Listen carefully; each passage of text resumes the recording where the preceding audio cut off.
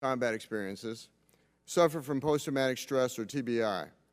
But PTSD and TBI are not limited to combat injuries. PTSD can arise from any traumatic event, such as sexual assault. We expect the Department to treat all those suffering from PTSD and TBI equally, providing the best appropriate care for each. For more than a decade, Congress has provided funding and legislative direction for the Department's PTSD and TBI research and clinical approaches. In fact, relevant provisions of law are found in each of the last 4 NDAAs. Today, our intent is to review our progress and determine where we need to go from here. Our witnesses are experts in the fields of mental health, and I look forward to hearing their views of our clinical and research progress. If they have any suggestions for the subcommittee, I welcome them. Before I introduce the witnesses, I'd like to turn to Ranking Member Spear for any opening comments she would like to make. Thank you, Mr. Chairman. Let me join you in welcoming our witnesses here today. As post-traumatic stress disorder and traumatic brain injury began to emerge as prominent injuries from the conflict in Afghanistan and Iraq, and stories of service members facing difficulty in obtaining appropriate care became more frequent, Congress began to push the Department of Defense to be more and more proactive and increased resources for mental health prevention, treatment, and research. Since 2004, when Congress first directed the Secretary of Defense to conduct a study of the mental health services available to service members at the time, Congress has provided more than $1.5 billion in funding for PTSD and TBI-related research. Of this, more than $800 million has gone to over 400 research projects related to psychological health of service members, including PTSD, suicide prevention, military substance abuse, resilience, prevention of violence within the military, and family-related research. We need to better understand how that money has been used, what, if any, results have come from that research, where are there potential breakthroughs, and what areas may not be as productive, what gaps may exist that should be addressed, and how should we begin to prioritize the demands that continue to grow in this area. One area I believe requires more focus is the relationship between TBI and the development of chronic traumatic encephalopathy, an issue that has been getting a lot of attention, in particular because of professional football. I look forward to hearing how the Department is taking a leadership role in researching this connection. Just as important as research is the care and treatment of service members. We continually hear about access challenges and the lack of available care providers. A huge concern to me is the stigma that persists among service members that leads to them not seeking care in the first place. As we heard at the subcommittee hearing on review board agencies earlier this year, this stigma can lead not just to long-term mental and physical health problems, but also employment or financial difficulties, as discharge status may not take into account a service member's PTSD or TBI history, even with liberal consideration guidance. I'd like to learn more about what the services are doing to address these challenges, and I look forward to hearing your testimony today. Thank you, Mr. Chairman. Thank you, Ms. Spear. Unanimous consent that non-subcommittee members be allowed to participate in today's hearing. After all subcommittee members have had an opportunity to ask questions. Is there objection? Seeing none, without objection, non-subcommittee members will be recognized at the appropriate time for 5 minutes. We will give each witness the opportunity to present testimony, and each member will have an opportunity to question the witnesses for 5 minutes. We would also respectfully remind the witnesses to summarize to the greatest extent possible the high points of your written testimony in 5 minutes or less. Your written comments and statements will be made part of the hearing record. Let me welcome our panel. Our witnesses are mental health experts for the Department of Defense and the military services, and are intimately involved in these issues across their respective organizations and the Department of Defense. They are Captain Mike Colston, United States Navy, Director Defense Center for Excellence for Psychological Health and Traumatic Brain Injury, Colonel Stephen Pflanz, United States Air Force, Deputy Director of Psychological Health, Office of the Air Force Surgeon General, Lieutenant Colonel Chris Ivany, United States Army, Chief Behavioral Health Division, Office of the Army Surgeon General, Captain Thomas Johnson, United States Navy, Site Director, Intrepid Spirit Concussion Recovery Center, Camp Lejeune, North Carolina. With that, Captain Colston, you are recognized for 5 minutes. Chairman Kaufman, Ranking Member Spear, members of the subcommittee, thank you for your support of our nation's service members, veterans, and their families. I'm pleased to share DoD's efforts in research and program assessment for PTSD, TBI, and related conditions. Last year, about a quarter of service members were seen for PTSD, TBI, or a mental health condition. Allow me to describe our progress. First and foremost, we made PTSD and TBI leadership issues with an emphasis on prevention. PTSD incidents decreased from 17,000 to 14,000 from 2012 to 2015, and TBI incidents decreased from 31,000 to 23,000 over the period. With regard to mental health across the board, we expanded access to care by tripling our mental health infrastructure since 2001. A recent RAND study validated DoD's progress, finding that DoD outperforms civilian health systems in outpatient follow-up after psychiatric inpatient care for PTSD or depression. One of our largest tasks is better understanding why PTSD and TBI often present with depression, chronic pain, substance use disorders, and suicide risk. Longitudinal research efforts, such as the 15-year study on TBI, aid our understanding and provide a framework for creating effective rehabilitation and support programs. Advances from medical research accrue slowly in PTSD and TBI. On balance, it takes 15 years or more to take a medical discovery into clinical practice. Fortunately, with Congress's support, my office, the Defense Centers of Excellence for Psychological Health and TBI, has developed a knowledge translation process for use in DoD. This capacity gives us a pathway for advances in PTSD and TBI and comorbid conditions so that we can get them to clinics quickly and cost effectively. I'd like to touch upon program assessment. We've evaluated over 150 mental health, TBI, substance use, and suicide prevention programs over the last 5 fiscal years. This program evaluation has been invaluable. Publication of this 5-year study will be completed later this fiscal year and will help us progress on the vital work of ensuring our funding is tied to programs that work, such as the U.S. Army's Embedded Behavioral Health Program and its associated behavioral health data portal. I'd like to briefly discuss a public health success in DoD that no doubt accrued from our increase in infrastructure, from which we might draw lessons for our nation in addressing a disturbing national trend. In 2015, there were over 52,000 overdose deaths in America. Opiate overdose deaths rate went up to 10.4 per 100,000 in 2015. The DoD rate was 2.7 per 100,000, about 1/4 of that. How was this accomplished? In short, through leaders' focus on the well-being of service members and a focused, outcome-based effort on prevention. Primary prevention, selected prevention, and indicated prevention, drug testing, provider training, pharmacy protections, and medication therapies. We hope to generalize some of the successes we've seen in PTSD and TBI incidents and opiate overdose deaths into other public health areas, such as suicide prevention and alcohol use disorders. With your continued support, I'm confident that our research discoveries, clinical innovations, and relentless focus on readiness for PTSD and TBI will bear fruit in the years ahead. I look forward to answering your questions. Colonel Pflanz, you are now recognized for 5 minutes.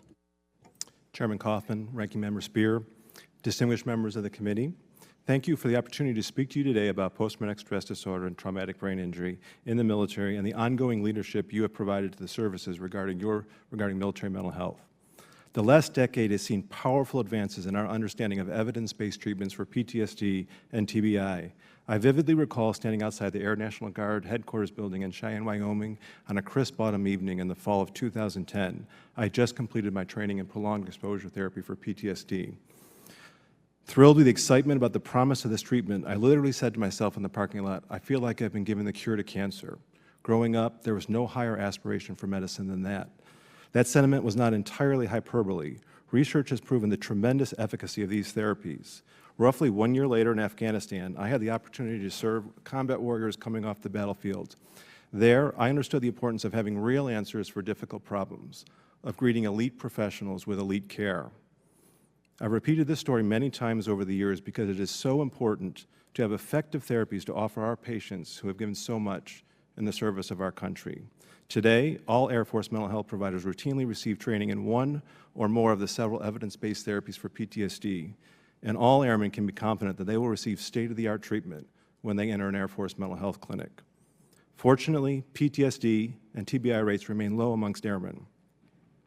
Even so, we are excited about the successful translation of research into clinical practice, including requiring evidence-based therapies for PTSD, event-driven protocols for recognizing TBI, and in the use of progressive return to activity in the management of concussion, integrating behavioral health care into primary care clinics, embedding mental health professionals into operational units within highly stressed career fields, and comprehensive screening for PTSD and TBI following deployments, and throughout an airman's career are 3 additional developments that help us successfully identify and manage these conditions. On the horizon, the Invisible Wounds Clinic being established at Eglin Air Force Base in 2018 will be a powerful enhancement of our treatments for PTSD and TBI, both as a referral center and as a projection of treatment and expertise Air Force-wide. Likewise, research partners are helping us evaluate options to repackage the essential elements of evidence-based therapies for PTSD to fit existing delivery systems without losing efficacy. These emerging opportunities are every bit as exciting as the research already translated into practice. To be certain, there is much work still to be done. The Air Force partners with its fellow services and civilian academic institutions to constantly push the envelope of science so that our treatment techniques and systems of delivery grow ever more efficacious. At the same time, we are studying our systems of care to close gaps in services. Currently, a multidisciplinary task force is identifying and resolving gaps in the continuum of care and the integrated delivery evaluation system for airmen suffering from invisible wounds, with work underway on 27 specific solutions ranging from education and training to culture and policy. These solutions will translate directly into improvements in services for these airmen. I wish to thank the community for its interest in this topic and for your dedicated support of the men and women in the armed services. I'm grateful for the opportunity to appear before you on this matter of importance. Lieutenant Colonel Ivany, you're recognized for 5 minutes. Chairman Kaufman, Ranking Member Speer, and distinguished members of the subcommittee. Thank you for this opportunity to provide the Army perspective on providing behavioral health and traumatic brain injury care to our soldiers and their families. Healthcare is essential to readiness, which is the Army's #1 priority. I know of no area of healthcare that has faced as many challenges, made as many changes, and has achieved as many advancements as an Army behavioral health care. Over the course of my career, I have personally witnessed the impact of behavioral health support for soldiers in countless situations, from small outposts across Baghdad to clinics and hospitals across this country. Army physicians, psychologists, clinical social workers, nurses, and technicians have helped soldiers deal with the consequences of combat. Just as importantly, I've seen healthcare providers supporting the families of those that have volunteered to serve this country, as Army spouses and children also confront and overcome mental illness. The history of Army behavioral health care has included many challenges. Early in the wars in Iraq and Afghanistan, the Army realized that the size and the organization of its behavioral health force was insufficient to meet the needs of our beneficiaries. In response, it greatly increased resources and expanded the number of clinical programs to serve this population. Senior Army medical leaders also made a pivotal decision to centralize the oversight and direction of all clinical programs and constructed a small team of professionals within the Office of the Surgeon General to do so. That team set out to analyze the effectiveness of all clinical programs, identify the best practices, and replicate them across the force.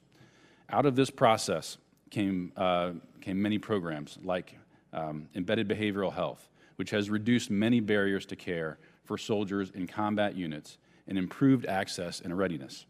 The embedded model places professionals in small clinics in close proximity to where soldiers live and work. Today, over 450 providers in 62 embedded behavioral health teams support every operational unit in the Army. Data has clearly shown that soldiers are receiving care earlier and needing less hospitalization to receive treatment. Other innovations were drawn from the civilian sector. For example, school behavioral health had shown clear promise in several school districts across the country. The Army embraced this approach and placed providers directly in schools on Army posts all over the world. Children in 60 schools on Army installations can now see a provider by simply walking down the hall from their classroom. In traumatic brain injury care, in partnership with the DoD and other services, the Army has implemented a clear set of clinical standards and delivers them in interdisciplinary clinics across the force. Clinicians have reduced unnecessary variance, a key step in improving quality of care. Simultaneously, the Army Medical Research and Material Command is advancing the state of the science through a gap-driven research portfolio. Finally, the Army recognized the need to accurately understand the true effect of each patient's treatment. It developed an automated process to measure from the patient's perspective how symptoms responded to the care. The Behavioral Health Data Portal is now in use in every Army behavioral health clinic and has been used over 2 million times. To my knowledge, it is the most widely used clinical outcome system for mental health care in the country. Soldiers with behavioral health conditions get better faster because of this technology. This transformation has been possible because the Department of Defense delivers the vast majority of the care for our soldiers with mental health conditions and a history of TBI. The civilian sector could not have adapted as rapidly or as completely to meet the challenges faced by soldiers and their families. As the military health system evolves to best care for its beneficiaries, it is vital that we continue to deliver the large majority of mental health care. While much has been done, many challenges still remain. Like the rest of the nation, we continue to fight against stigma to seeking mental health care. We search for better ways to keep more soldiers engaged in care until they achieve a full clinical response. And we strive to find new technologies to assist our clinicians in delivering cutting-edge treatments.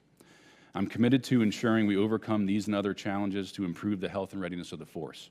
I look forward to working with Congress in this endeavor. I want to thank my partners in the DoD, my colleagues here on this panel, and you for your continued support. Thank you. Capt. Johnson, you're now recognized for 5 minutes.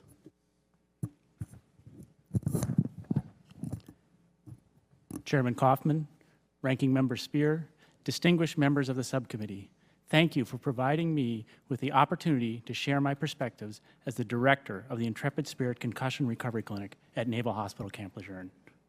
Marine Corps Base Camp Lejeune and the surrounding area are home to approximately 50,000 warfighters and their families. Traumatic brain injury, or TBI, has been described as the signature injury of the wars of Afghanistan and Iraq. Approximately 80% of all TBIs are classified as mild. Individuals who have sustained a mild TBI may only experience subtle changes in mood, memory, sleep, and balance. They have no visible signs of their injury, but are often struggling to function at work, at home, and in the community. I remember vividly when I met with a Marine sergeant and his wife in the clinic. I asked him about his medical issues. He told me that all he wanted me to do was fix his headaches so he could get back to his unit and deploy back to Iraq. I then asked his wife, what was bothering you? And there was this dramatic pause, and she burst into tears. And she told me that she felt that she hardly knew her husband since he had returned back from his last deployment in which he had sustained a TBI. Tragically, the war does not end for those families when the service member comes home. It goes on and on every day as they struggle heroically to overcome the trauma of war. The reality is that there is currently no diagnostic tool that is sensitive and specific for mild TBI. However, we have worked to overcome this by developing a holistic, integrated, interdisciplinary treatment model that employs a standard evaluation that includes physical, psychological, and spiritual dimensions. We then use this information to diagnose and treat each of our patients. We treat these service members like warrior athletes and employ both traditional therapies as well as complementary and integrative medicine to return them to the highest level of function possible after their injuries. We use a minimal amount of medication almost no narcotics, and over 90% of them returned to full duty upon completing our program. The great sacrifices made by warfighters and their families compel us to do everything in our power to support them on their road to recovery. Research in the prevention, diagnosis, and treatment of TBI is one way to fulfill this great obligation. The military health system, in partnership with civilian academic institutions, has a robust research portfolio to address gaps in knowledge and improve care for service members with TBI. For example, we have developed a progressive return to activity protocol that gives providers guidelines on how to gradually increase activity in individuals in a way that maximizes recovery. We are committed to caring for people like the retired, combat-decorated Master Chief Petty Officer who was a patient at Intrepid Spirit. He had been exposed to literally hundreds, if not thousands, of blasts during his career. After he retired, he noticed an insidious decline in his cognitive function to the point where remembering where he was going when driving, and then even driving itself, became difficult for him. After an extensive workup in our clinic, it became apparent that he had a brain injury. To this point, the DoD has an ongoing longitudinal study on traumatic brain injury incurred by members of the armed forces in order to better understand what happens to individuals like the Master Chief so they get the treatment they need. Because Intrepid Spirit Camp Lejeune is located where the service members live and work, we are uniquely suited to support these important efforts. Every day, as we work with service members, sailors, Marines, soldiers, airmen, and Coast Guardsmen who have sustained a TBI, we are reminded of the urgency and importance of our mission. On behalf of the staff at Naval Hospital Camp Lejeune and service members like the Marine Sergeant and the Master Chief that I mentioned earlier, we are grateful to the committee for your strong support. Navy medicine is privileged to work hard at something that is so important and so rewarding. I look forward to your questions.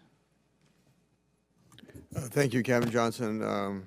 Captain Colston, I think you mentioned,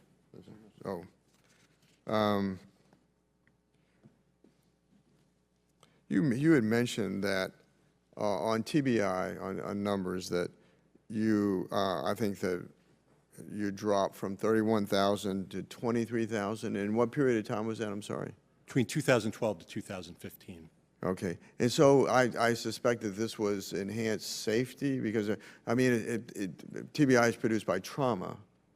So how would you? I think a couple things. I think the op tempo was pretty similar over those periods. So I know that there's a lot of leader intervention in regard to that thing, in regard to TBI, and in regard to efforts that leaders make to tell people not to get TBIs, safety, other issues along those lines. As you know, sir, there are very few TBIs on the battlefield right now, Sure. Something on the order of about 200.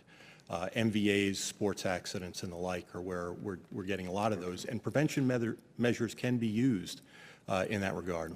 Okay, thank you. So I want a question for all of you, each one of you individually. So I have a concern in that a soldier, Marine, airman, or sailor might be reluctant on active duty to go see a mental health professional or go see a neurologist about the consequences of a TBI for fear of what that may do to their career. And so, and I was a junior officer during peacetime, but I can remember deploying as a rifle platoon commander in the Marine Corps and then coming back. And if I look at the Marines, particularly during the height of Iraq and Afghanistan, that person in that same position that would have been in combat, coming back and then saying, as a first lieutenant, then saying, "Oh, I want to see a mental health professional. I'm concerned about post-traumatic stress," and what the reaction for that command would have been, wouldn't have been positive. And so I want you to. And I was aboard a ship not that long ago, an aircraft carrier in the Persian Gulf, and ran into the chaplain, and the chaplain was informing me, the ship's chaplain, that he would see a lot of the sailors. They would prefer to see him versus see a mental health professional because there was no entry in their healthcare books, in their health record books. And so if each one of you can comment to me how significant this issue is today and what your branch of service is doing in response to it, to gain access for these military personnel. Capt. Colston. Yes, sir. Stigma is a huge issue. We suspect that perhaps even half of people who have a condition don't come see us because of stigma. Some of it has to do with security background questionnaires, and certainly we've worked over the last number of years to allay that concern in folks. One of the things that I remember from when I deployed as an Army psychiatrist was you got to work with the chaplains. In essence, there needs to be a close relationship in a deployed setting between mental health providers and chaplains. There's a presumption of non-disclosure in mental health. I would never, as a mental health provider, run to a commanding officer with things that don't have to do with a soldier's readiness. I've never shared personal details about patients, recognizing that I need to make it as easy as possible. It's also DoD policy that there's a presumption of non-disclosure, and that policy speaks directly to commanding officers. It's obviously a leadership issue, and it's one that we need to address closely, and obviously GAO has looked at it over a number of years. Colonel Pflanz. Sir, I think all the services are moving to increasingly embed mental health resources closer to the soldiers, sailors, Marines, airmen. We're certainly doing that in the Air Force with our RPA community and our special operators, special tactics, and we're increasingly being able to take that to maintainers and other units. This proximity breeds familiarity, and with familiarity, there's comfort. And as you get comfortable in individuals, you're willing to come and get care and get help. So the greater we bring care to them, the more likely it is we're going to break down those barriers and the reluctance to seek care. Lieutenant Colonel Ivany. Sir, I certainly agree with the previous two panelists here. This has been a key focus within the Army. I think we've made quite a bit of progress in this area. If you compare the number of mental health visits that were delivered in 2007 to all Army beneficiaries, it was about 900,000 at that time. Last year, 2016, we delivered 2.1 million visits to Army beneficiaries, more than double the number of people and the number of times that we have been able to see people. So I think our data shows that this issue is getting better. The core of our approach has been to move healthcare further forward to eliminate barriers to that care, and we have seen soldiers and their beneficiaries use it more frequently. Capt. Johnson. Sir, we have changed the way we do business to meet this need. Specifically, we have provided education to service members about the signs and symptoms of TBI and PTSD, and moreover, that it's a real important issue. We have provided education to healthcare providers. We've also changed the way we do business in theater. Historically, if a service member had a problem, they may or may not go to medical. Now, it is an event-driven process. If you are in the proximity of a blast, you are to go to medical, regardless of your symptoms.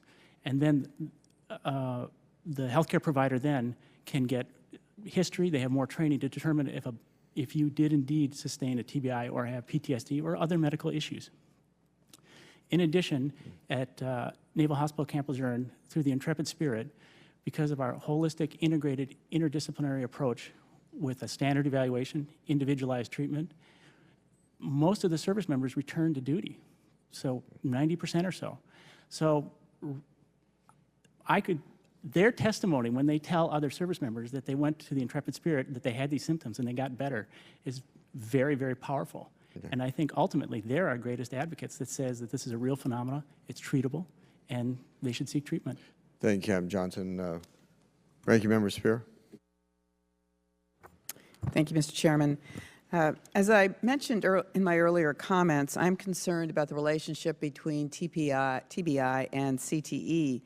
There was an International State of the Science meeting in 2015 that agreed to 6 recommendations, the first of which was the creation of a coordinated brain bank and tissue repository system. So, Captain Colston, has the DoD created or coordinated for such a repository? And if so, how are service members informed about their opportunity to register and to donate?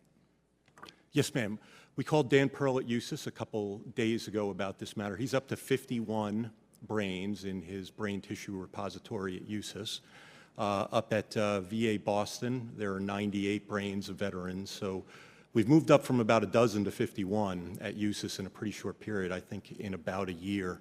The Center for Neuroregenerative Medicine is leading this process for DOD, and the Chronic Effects of Neurotrauma Consortium is leading it for VA, Dave Sifu down at So how are we Richmond, VA. informing veterans and/or those who are discharged from the military of their availability of this repository? Right now, it's what you have on your driver's license. I know that efforts are afoot to approach that issue.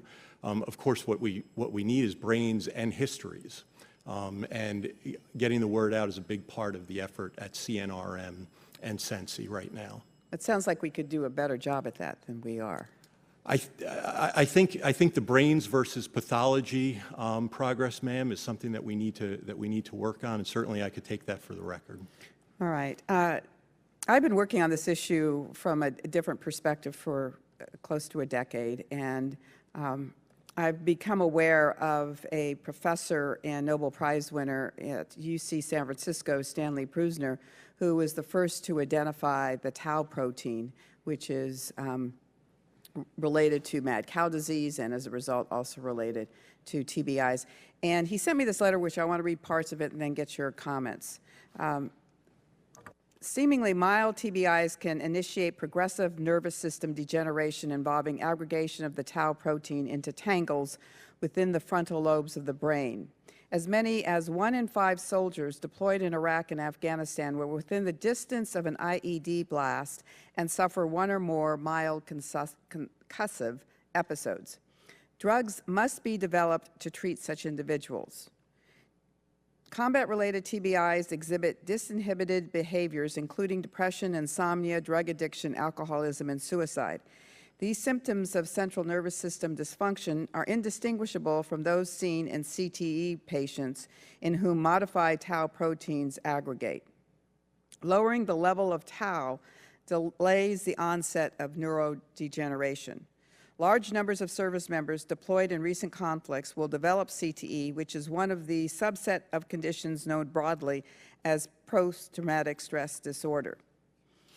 Hence, the identification of such drugs is an urgent medical, societal, and national security issue. The development of such medicines and that the Congress continues to fund annual research and development in the Department of Defense budget to undertake this important work is key. So I guess my question to each of you, and I've got 1 minute and 15 seconds left, is what are we doing in terms of seeking out medicines, and to what degree do you concur with Dr. Prusiner on his conclusions? Ma'am, I was honored to meet Dr. Prusiner in the Assistant Secretary's office. Right now, he's working on a novel drug discovery compound, looking at about 20,000 compounds that have to do with tau aggregation. As you know, he's an expert in mad cow disease. There's a question about protein scaffolding and the progress. The clinician in me says there probably is some nexus between TBI and CTE. But I also need to say, as a scientist, that that nexus is not fully established right now. And the idea that we need a drug in order to try and address this condition in our service members? I think Dr. Prusiner's work is high risk, high reward. If, in fact, protein scaffolding is what causes CTE, I think his work will bear great fruit. As a Nobel laureate, those are the kind of people we want on high risk, high reward projects, and I think he's the perfect person for that job. Captain Johnson, yes, Captain Johnson. At Camp Lejeune, we're making efforts to make service members more aware of the brain bank by just having discussions with some of the medical leaders, both at MARSOC and in the MEF, the Marine Expeditionary Force, and the Special Operations Command. In addition, I personally am donating my brain to that brain bank. And again, I think that's one way to get the message out that I think it's so important that, that I want to participate in it. I also heard a story that I think merits discussion. There was a service member who donated his brain to the brain bank. And the family members said they felt that their son was still serving the country even after death by donating their brain to the brain repository. So we're doing everything we can, and we're supported 100%. Colonel Pflanz. You know, the Air Force is very concerned about the impact of recurrent, chronic, or severe TBI on its airmen and other servicemen and women. I agree with Dr. Colston that the research on the link between blast injuries and chronic traumatic encephalopathy is unclear, and more importantly, what do we do with it once we make that link? And so the Air Force and the other services are falling back clinically now on our DoD VA clinical practice guidelines. Those are our Bibles. You know, the latest literature as it emerges is incorporated into those clinical practice guidelines so that the physicians working in the trenches are using the best knowledge, best possible treatments. Lieutenant Colonel Ivany. Ma'am, the Army recognized this as a key issue and is fully supportive of all research efforts in this area. We feel, again, great motivation here. The Army is the lead service for the NCAA DoD Grand Alliance, which is a big part of the broader research assessment and following soldiers and athletes over time. And there are many other research efforts ongoing. We feel that it's very important to continue a broad research base in this area because the clear connections from TBI to CTE are not yet fully established. And so we feel it's important to keep many research options on the table so that we have the best chance of developing care. Thank you. I yield back. I recognize Mr. Bacon for 5 minutes, and then we will have to break or recess for 3 votes, and then we'll return to finish the hearing. Mr. Bacon. First of all, thank you for treating our servicemen and women and taking good care of them. And I know as someone who's commanded 5 times the importance of what you're doing, because we've seen the impacts of when folks come back home. I'd like to ask you briefly, do you feel like you've been adequately resourced and funded to treat PTS and TBI? We'll start from left with Captain Colston. Yes, sir. The Defense Centers of Excellence for Psychological Health and TBI has a $125 million annual budget. I feel that's more than sufficient to meet our need, and it's helped us to do really, I think, what we need to do, which is translate theory into practice. Thank you. Our 3 service reps. Sir, so I would agree that we are adequately resourced to address these issues. The services are leading the way in the adoption of evidence-based therapies for PTSD. The Air Force is at 80% using these in treatment of PTSD, whereas many of our civilian communities are somewhere between 10 and 40%. And so certainly we're being resourced. The funding that's going to Fort Detrick and our military research is tremendous. That's helping us find the cutting-edge science to advance our treatments in the field. Great to hear. Sir, the Army does feel that we have good resourcing in this area. We feel that the major struggle is not in having enough resources, but in finding qualified mental health professionals across the country to come work with the Army at many bases that are in places that are not necessarily highly desirable to live. So things in the area of a stable civilian hiring environment, lack of CRs and hiring freezes and those types of things help very much with the Army to be able to use the resources that are provided to bring providers into the clinics to care for our soldiers. Thank you. Captain Johnson. We would ask for you to continue with your leadership, your guidance, and your commitment to helping all of us take care of the service members and their family. Thank you. Here's another question. I know earlier it was harder to find effects of PTS. I think we're trying to be a lot more aggressive in finding it early. Do you have analysis that shows that we are seeing a lot more earlier reporting, earlier success at finding PTS when folks come back from deployment? I'll just start off again with Captain Colston. Well, sir, I think one of the first things, the way that we approach that problem is by screening. So we do person-to-person mental health assessments within 90 days of the deployment, and then within 90 days after, 6 months to a year and a half, and 1.5 years to 2.5 years after. We are studying it right now. For instance, we're studying from the standpoint of the disability evaluation system. We're studying from the standpoint of the prevalence of the condition. But I don't have a final answer because we really don't know what the final answer is. So I don't know that we can say that we're doing a better job of identifying it earlier, but with our serial screening, we're certainly giving airmen, soldiers, sailors, Marines an opportunity, multiple opportunities to tell medical professionals that they're suffering from these symptoms. And if they're reluctant when they're first coming back from deployment because they're worried that perhaps they might be delayed, they have another opportunity 6 months later, and they have another opportunity. So this serial screening is so important in giving these airmen multiple opportunities, and it's got to give us an advantage in treating these earlier. Thank you. So within the Army, again, this has been a major area of focus to try to identify these conditions as early as possible. Screening is key. We feel like moving care forward has been another very important step. As I mentioned, we've seen many more soldiers, almost twice as frequently on the outpatient side, and have far fewer soldiers needing hospitalization for those same conditions. So for us, that's an indication that we're getting to see soldiers earlier in the course of the illness, prior to major crisis events, which lead to them going into the hospital and having very negative career events. Thank you. Captain Johnson.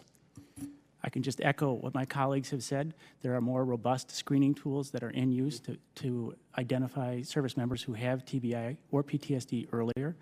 The Navy has also moved forward by embedding mental health in more forward positions. So what that does is that increases access and decreases stigma. And finally, in our clinic, because we use a holistic, interdisciplinary, integrated approach, frequently a service member may initially say they have TBI, but then as you get more history, PTSD due to whatever causes will become more apparent. Well, thank you very much. I yield back my 13 seconds. Thank you, Mr. Bacon. The hearing will resume following the vote series.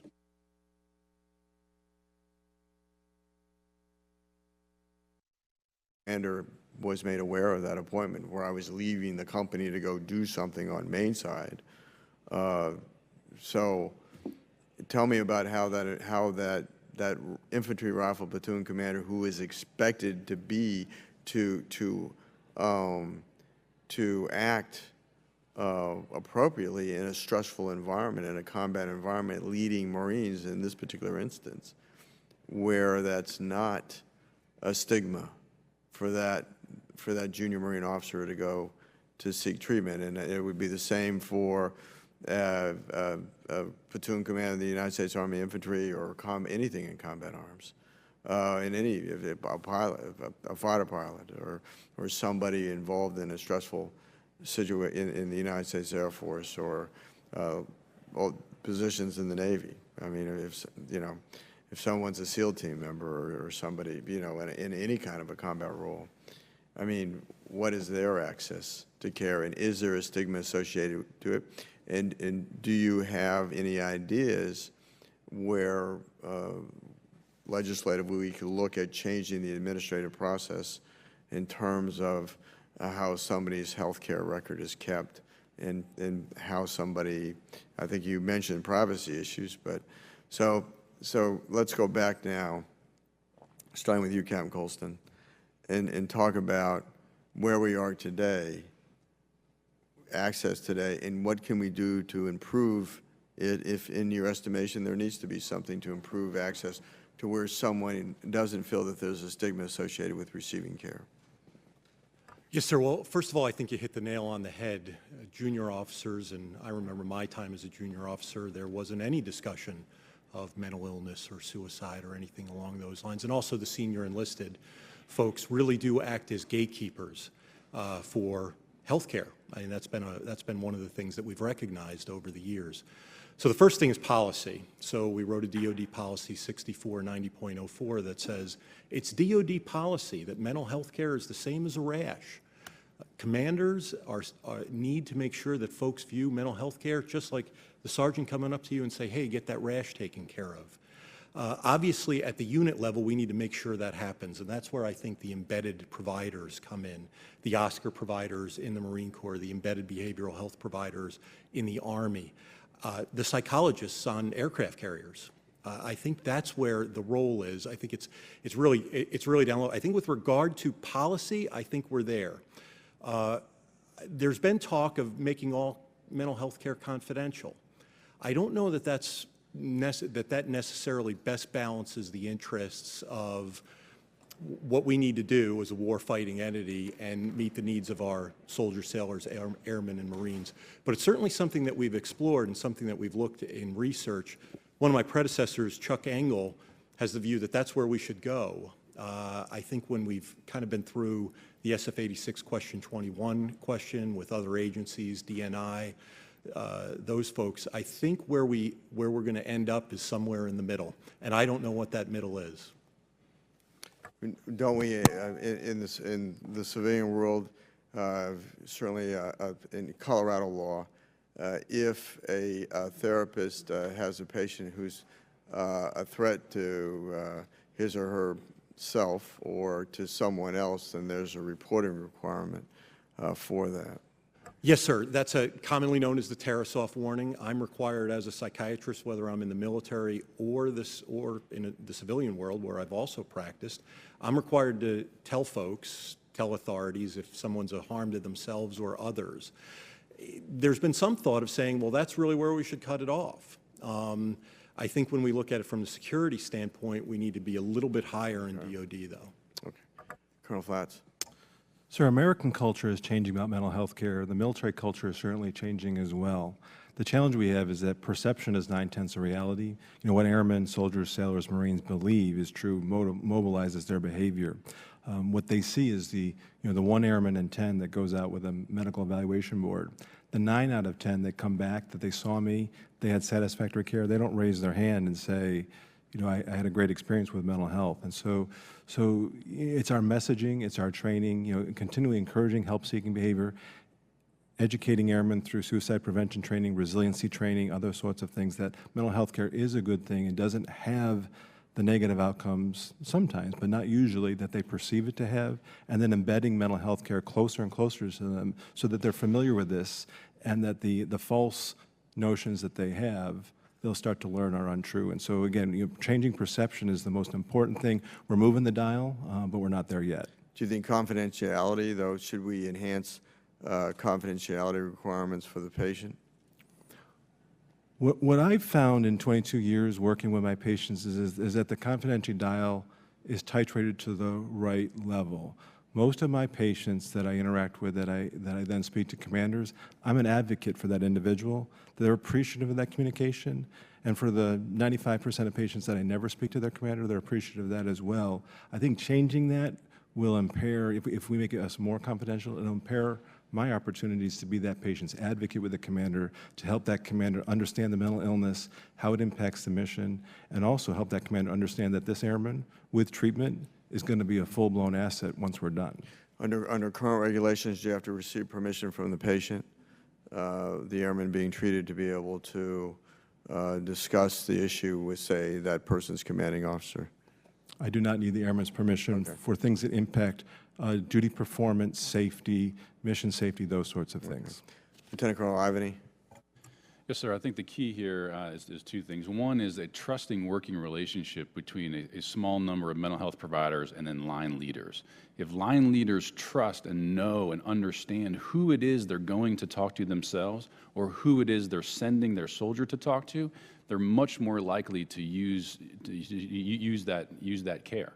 If we just ask them to go up to the hospital to a nameless or faceless entity and clinic and just walk in and say, I need help, that's a much, much harder sell than us saying, look, please come down to the clinic 2 blocks down from where you work to see Dr. Johnson, who has seen all your soldiers in your unit for the past couple years and worked with you on many different issues. So if you have a trusting working relationship, it changes the thought process, because that leader doesn't have to necessarily think differently about mental health care in general. They just have to think differently about at least one mental health provider that's there to help them and their unit. So I think that's one of the keys. The second is that while we want to make sure that we offer as much confidentiality as possible, we have to balance readiness. So when we identify a readiness impairing issue, it is in the best interest of the unit, of the leader, and ultimately the soldier themselves to make sure that is known to the appropriate people so that we can form a community to help that soldier to get better or to help them take the next steps in their life. Captain Johnson. We have found that education of the service members as well as healthcare providers is one way to decrease stigma. In addition, when service members are referred to the Intrepid Spirit Concussion Recovery Clinic, and when they recover and when they return to full duty, that is a testimony to the fact that TBI and PTSD are real issues, and they're also treatable, and it encourages service members, it gives them hope to step forward, to seek treatment, and then return and get back into the fight. Thank you very much. Ms. McSally, you're now recognized for 5 minutes. Thank you, Mr. Chairman, and thank you, gentlemen, for your service and your care for our troops. I'm a big proponent of integrated medicine, and for myself, and really from a public policy point of view, and alternative options, which are sometimes challenging because they're not recognized often within the medical community. So, can you speak a little bit more about? I've talked to organizations that are involved with helping our troops. This is mostly with vets, hyperbaric oxygen therapy, or another organization in our community is involved in, taking troops with PTSD on, doing scuba related underwater therapy, or service animals, other non-traditional things. That there's, again, outside organizations that are already doing things like this. Sometimes it's tougher for a big bureaucracy to accept some of these alternative things that they say can't be proven. So just talk to me about some of the things that you might be working on, or you think that may be useful. I've seen it in some of your testimony, Captain Johnson, but any other perspectives on these other treatments? Some of them, again, might maybe psychological, but also there's some physiological elements, I think, of cortisol, and I'm not a doctor, but other things related to the potential benefits for those that are suffering from PTSD and TBI. Ma'am,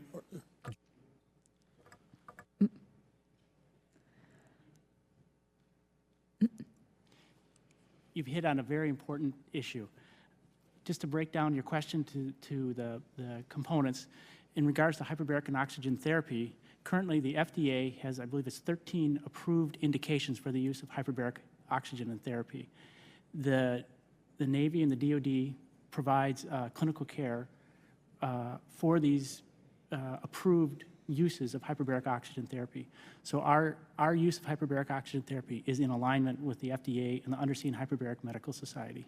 Having said that, there's always more to learn, and we're certainly open to discussion to explore research and other projects that involve hyperbaric oxygen that can help service members and their families.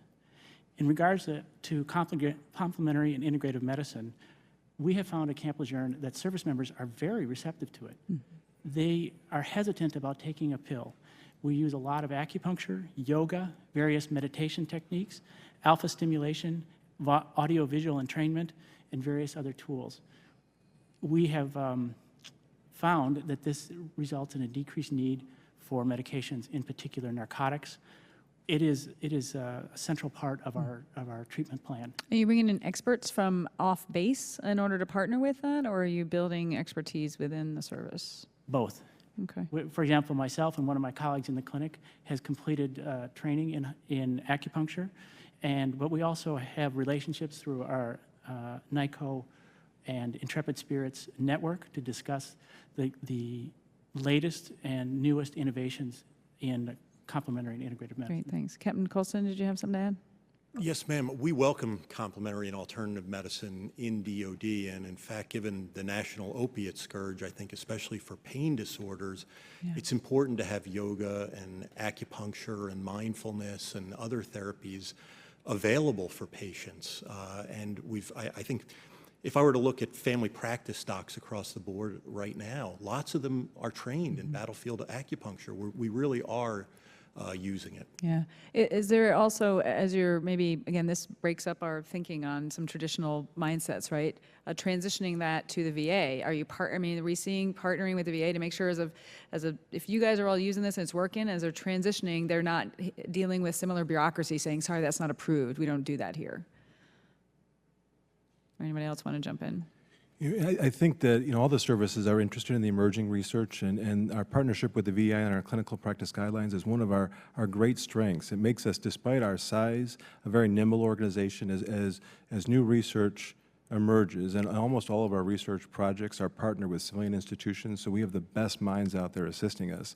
But as this new research emerges, it's incorporated relatively quickly into our clinical practice guidelines. The one on PTSD is being updated as we speak, and that allows our practitioners in the field to have the cutting-edge tools to treat airmen, soldiers, sailors, Marines in those clinics with the best possible science that's emerged.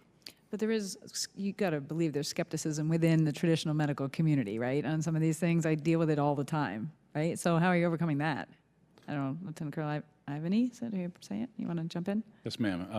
I think that the more that we put these alternate approaches out in clearly defined clinical practice guidelines, which is the clear state of the science that is a joint DoD VA work, then more and more people out there in each individual clinic will see that this is clearly beneficial, and this is not a competition. It is a augmentation to what they are doing to help their patients. Great, thank you. I'm over my time. I appreciate all your work, gentlemen. Thank you. I yield back. Thank you, Ms. McSally. Ranking Member Spear. Thank you. I just have a couple of quick questions. Lieutenant Colonel Ivany, you referenced in your statement that one of your biggest problems was hiring, that you have a 15% turnover rate with your specialists who provide the services. And I can see for the service member having to redevelop a relationship with yet another behavioral specialist is got to be problematic. What can we do to fix that? Ma'am, I think the biggest thing that we can do is to make sure that the healthcare providers who have options to work with us or work elsewhere have trust that there is a stable hiring environment within the U.S. government and within the Army. So that, for instance, the recent hiring freeze, as we identify and try to bring providers on, we had to have many of those providers wait. And they weren't able to come on board to our clinics until we had worked through the steps to resolve the hiring freeze to get them through the gate. So they're hesitant. They hear about sequestration. They hear about continuing resolutions, and it makes many hesitant.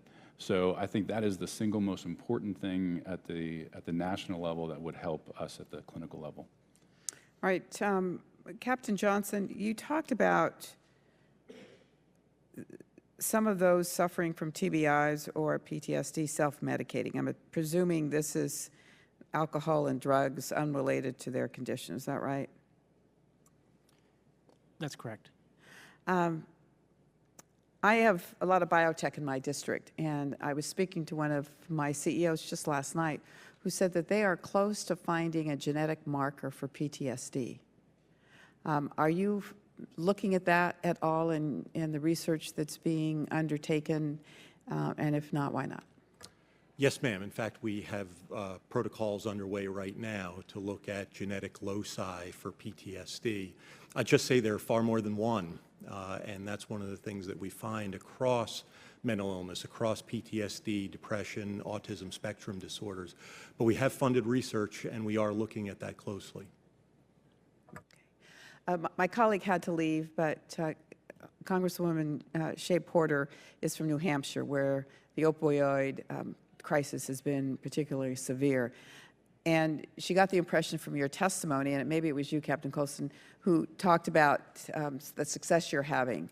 And she wants to know if there are certain procedures or policies or programs you've undertaken that has been particularly successful. Could you share them with us? And if you could do that for the record, that would be helpful. Yes, ma'am. Well, I'd start with it's my opinion, but I think the fact that our death rate is 2.7 per 100,000 and the national death rate is 10.4 for 100,000 for opiates is obviously a significant difference between populations. Universally, we have random drug testing, which is, of course, not available to most people. And, in regard to civil rights that you have when you are an active duty service member, there's a difference between being in the civilian and in the military. I do think secondary prevention efforts are really where we've excelled with regard to pharmacy interventions, a prescription drug tracking system, various issues with regards to sole provider programs, and then goalkeepers, to be quite honest with you, ma'am. One of the things that I do as a psychiatrist is I have a buprenorphine waiver.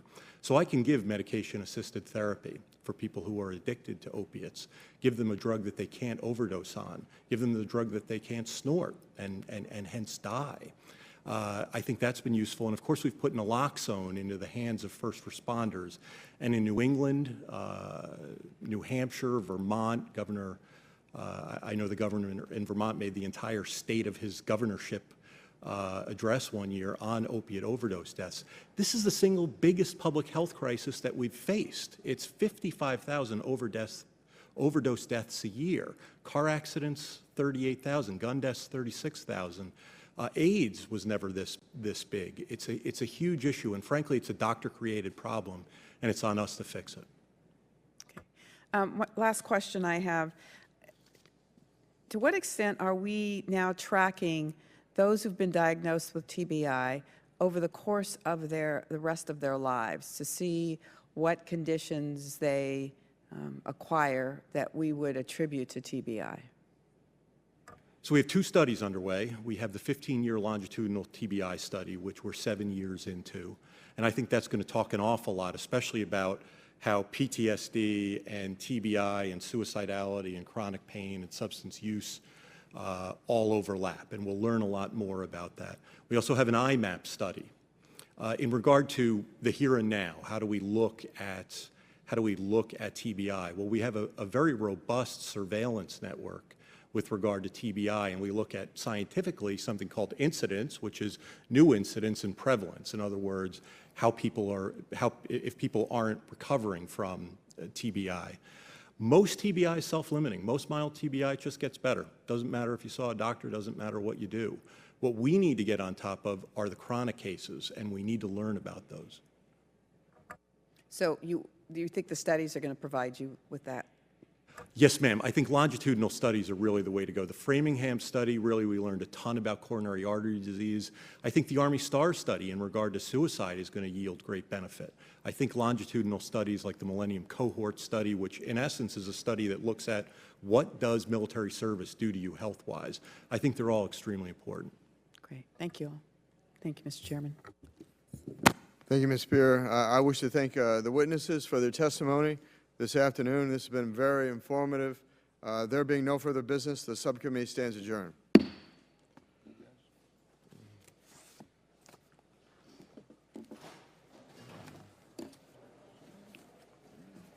Thanks, Tom. What's that?